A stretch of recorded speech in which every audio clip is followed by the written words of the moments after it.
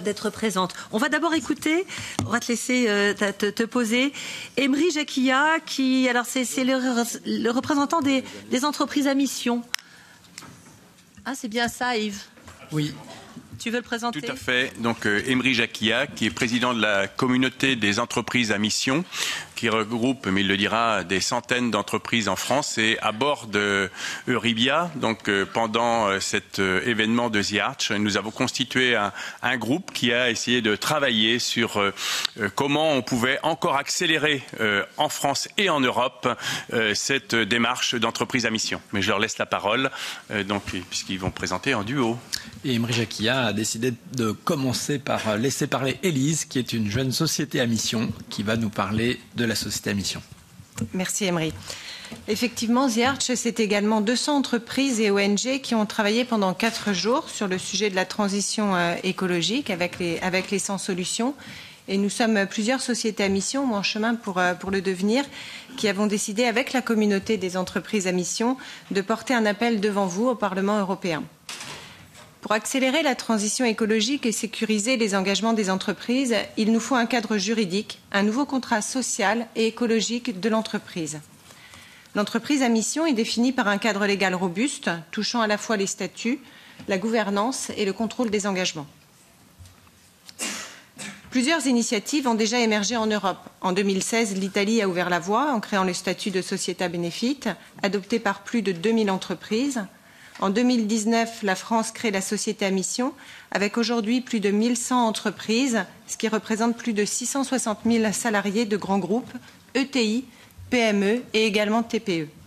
Et en 2022, l'Espagne a suivi et d'autres pays de l'Union européenne, notamment la Belgique et la Suède, ont engagé des réflexions en ce sens. Un véritable mouvement de fond s'opère sans pour autant qu'un cadre européen commun n'ait encore été imaginé à ce stade.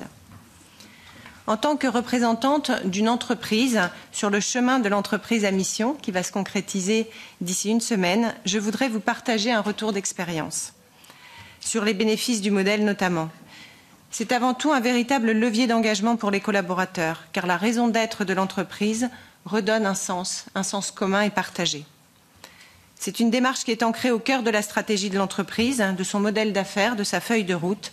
La mission renforce l'alignement et la cohérence de l'entreprise, car elle est pensée pour être directement intégrée au cœur du business de l'entreprise. C'est un accélérateur de la transformation. La mission est un levier d'innovation pour nous réinventer notre modèle d'affaires et adopter une sobriété choisie et non subie. Et enfin, c'est bien sûr un moyen d'assurer la pérennité de la performance globale de l'entreprise, économique, sociale et environnementale. C'est donc l'utilité de l'entreprise pour la société qui fera sa valeur. Réconcilier profit et impact, c'est contribuer activement à la transformation de notre économie pour résoudre des défis climatiques et sociaux, prendre en compte les limites planétaires et le respect du vivant.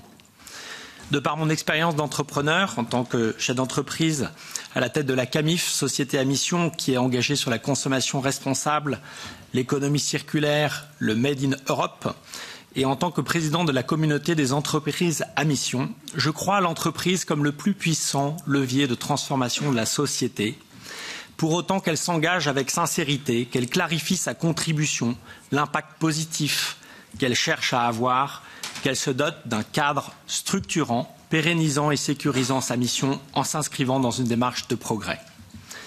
Aujourd'hui, nous avons besoin de vous. Toutes les solutions ne sont pas techniques. Nous avons besoin d'un changement de paradigme et aujourd'hui, nous portons une solution écosystémique. Ce que nous vous demandons et ce que nous recommandons, c'est de créer une directive européenne des entreprises engagées, incitant l'ensemble des États membres à adopter un cadre juridique de l'entreprise à mission autour d'un socle commun pour tous les pays de l'Union européenne respectant les principes suivants. Un cadre volontaire dans lequel les entreprises s'engagent proactivement, quelle que soit leur forme juridique, leur taille et leur secteur d'activité. L'inscription de la mission dans ses statuts pour ancrer son engagement dans la durée et garantir sa contribution à une économie à impact positif. La mission devrait inclure une raison d'être, et des engagements statutaires qui sont à la fois sociaux et environnementaux en lien avec l'activité de l'entreprise.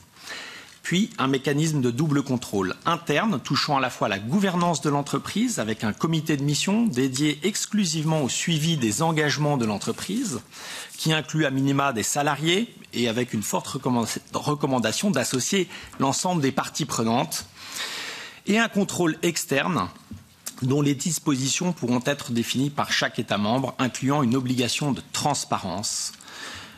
Nous recommandons également la création d'une fédération européenne des entreprises à mission, regroupant et animant les associations nationales, des entreprises engagées et des chercheurs des différents pays européens. Vous l'aurez compris, l'entreprise à mission vient en complément des travaux autour des directives sur la taxonomie verte et sur la CSRD. Après l'adoption par plusieurs États membres du modèle de l'entreprise à mission, l'impulsion du Parlement européen pour une directive européenne en vue de promouvoir un cadre légal de l'engagement de l'entreprise est désormais nécessaire pour changer d'échelle, accélérer le déploiement de l'entreprise à mission dans l'ensemble des États membres. C'est un enjeu de souveraineté pour affirmer une vision européenne de l'économie contributive, régénérative, collaborative, singulière et différente du capitalisme chinois ou américain. Alors, Società Benefit, société à mission, Sociedad de Beneficio de Interés Común, chantons l'hymne européen des entreprises à mission. Et ensemble, faisons le pari de l'amour. Parce que si nous aimons notre planète, si nous aimons nos enfants, il y a urgence à agir, il y a urgence et c'est le moment d'accélérer pour bâtir une économie soutenable, un nouveau modèle de société, d'entreprise, de nouveaux récits enthousiasmants et inspirants, répondant aux aspirations de la jeunesse en Europe et au-delà.